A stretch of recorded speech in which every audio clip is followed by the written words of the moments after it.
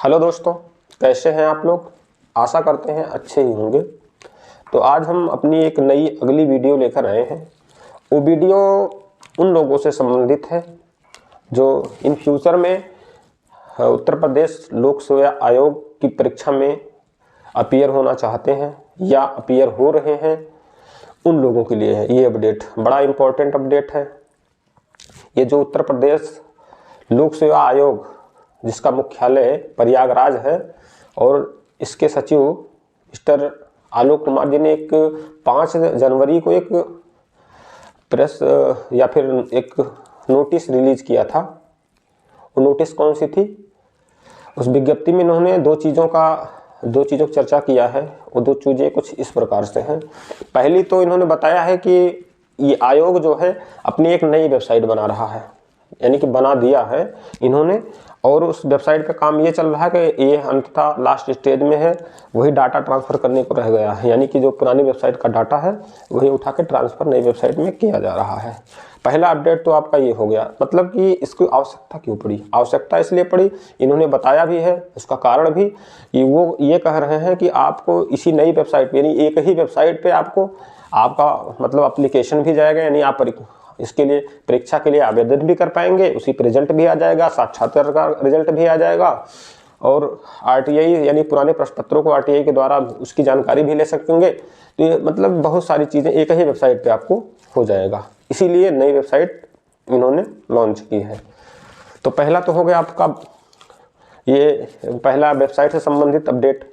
दूसरा जो सबसे महत्वपूर्ण अपडेट है वो ये है कि जैसे अन्य आयोगों में था OTR चलता था, ये वन टाइम रजिस्ट्रेशन। ठीक, वन टाइम रजिस्ट्रेशन होता था ना, कि एक बार आप रजिस्ट्रेशन कर देते हैं, फिर आगे की जितनी भी परीक्षा होंगी सब में आप वही रजिस्ट्रेशन नंबर से आप लॉगिन करेंगे और कुछ डाटा फिलअप रहता था, जिससे आप थोड़ा सा फिलअप करके, कुछ में होता था कुछ डॉक्यूमेंट अपलोड करके आप आगे बढ़ जाते थे, यानी कि आप उसके फॉर्म को फिलअप कर देते थे। CISF, staff selection commission, UPSSC सब जगहों पर ऐसा ही है अभी। तो इसी के मद्देनज़र इन्होंने भी अभी अंततः ये कर दिया है कि वन टाइम रजिस्ट्रेशन होगा।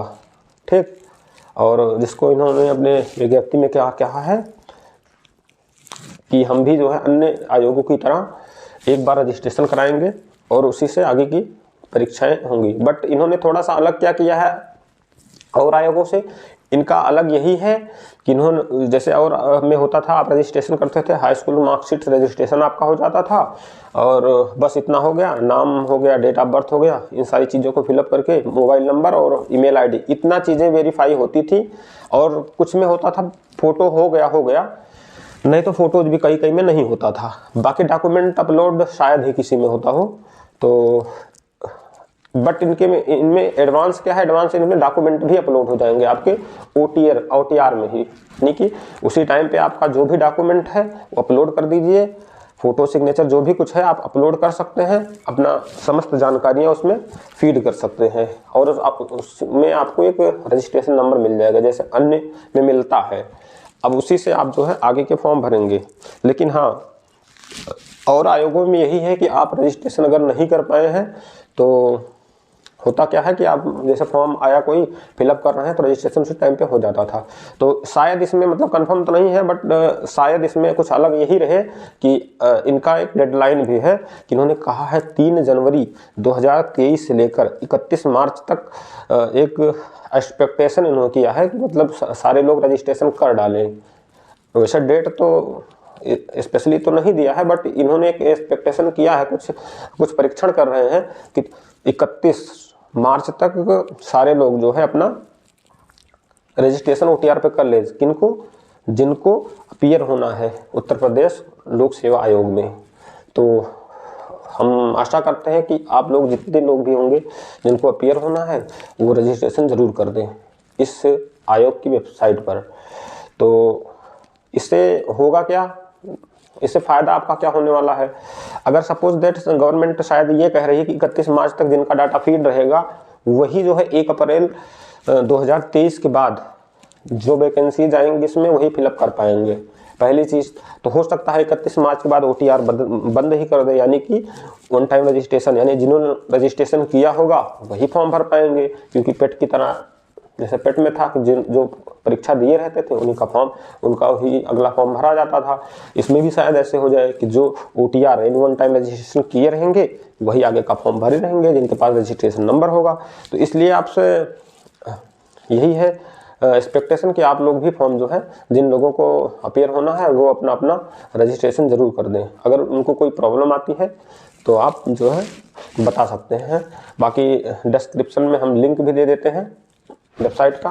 उसके बाद भी अगर कोई प्रॉब्लम आती है तो नंबर आपका व्हाट्सएप दे देते हैं, वो व्हाट्सएप पे जो है आप डॉक्यूमेंट भेज के भी रजिस्ट्रेशन करवा सकते हैं। वैसे तो कोई शुल्क नहीं वेबसाइट पे कोई शुल्क नहीं है, आप इसको निःशुल्क जो है आप रजिस्ट्रेशन कर सकते हैं। बहुत सरल चीज़ें हैं।